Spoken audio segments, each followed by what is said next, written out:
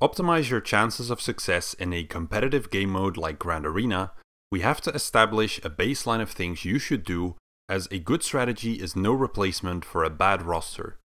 If you think about this entire game and you want to do well at it, then you identify things that can give you a competitive advantage that not all of your opponents will have, even if they spend money. The way I see it, there are 6 potential advantages, so let's go over them.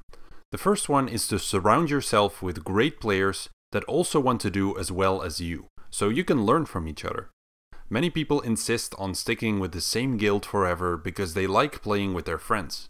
However, if those friends play casually, you can't learn much from them and don't get too many guild-related rewards by working with them, like special characters or currencies to buy special characters.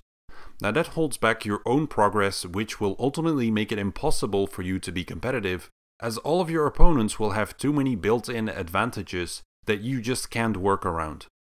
Now nothing holds you back from staying in contact with the friends you made in this game, and if they truly are friends, then they should want what is best for you. The second advantage is to ensure that you always catch a meta the day it is free to play accessible, even if that requires seemingly infinite patience. I help guide people in my guild to ensure that as many of them can get a meta the first time as possible without spending money. This post was from November 2019, for example, long before CG first spoke about Galactic Legends. And while it's not 100% accurate in hindsight, it's been a good starting point for many of my guildmates. However, for most players it will take a long time to work towards this point where they can always get the new meta, especially if they have historically not taken good care of their rosters and have low arena ranks and thus low crystal incomes. It may actually take you several meta cycles to save up enough stuff to work your way up to the top of your arenas. But once you get there, you'll find that it's pretty easy to stay at the top as long as you don't derail your account again. It simply requires a lot of patience. Now most people won't succeed at this because they're not good at preparing, hoarding gear, and CG definitely doesn't help by making each new meta harder and harder to get. However, if you do prepare, you will outclass many of the players at your GP, and they won't stand a chance against you because the matchmaking algorithm doesn't care who has which character. It only looks at the collective GP of your top 80 characters. Number 3 is to focus on mods because the matchmaking algorithm doesn't care about them. Each 6.mod does add 45 GP to your character, but that's really no factor not to use or upgrade them. It's insignificant. You'll have to accept that mods are always a work in progress. You will never be done with them, but the more you learn to love your mods and take care of them, the more you will win at Grand Arena and the game in general. Having each or even some of your defensive teams outspeed your opponent's offensive teams is a massive advantage. Mods are absolutely crucial to help you out-strategize opponents, as they can stop certain teams from countering others and force your opponent to change their decisions and do what you want them to. Now it's certainly possible to spend money on mods, but if someone spent money on mods, chances are they also spent a lot of money on their roster itself, and thus their top 80 GP will be much higher as a result, and they probably won't even face you, but face other people who have also put a lot of money into the game. And also it takes an order of magnitude more money to build up a competitive advantage by investing in mods than simply buying some characters up in gear. Now at the end of the day, metas come and go, but mods are here to stay, so they're always going to be worth investing in. So how do you know if you're in a good spot today regarding mods? Take your total GP across your roster and divide it by the number of mods that you have with speed secondaries over 15. You can easily get this statistic from various Discord bots like the DSR bot. Now for me, that would be 4.5 mil GP divided by 147 mods that have a secondary with over 15 speed. And that puts me at 30,612. Now this is one of the most important metrics in the entire game, and the lower it is, the better. We actually look at this in our guild, the Big Chubowski, to see whether someone is worth taking in, as the better mods we have collectively as a guild, the better time we will have in territory wars and generally across the game to be able to compete with others. Now as long as you are below 40k on the statistic, you're in a good spot.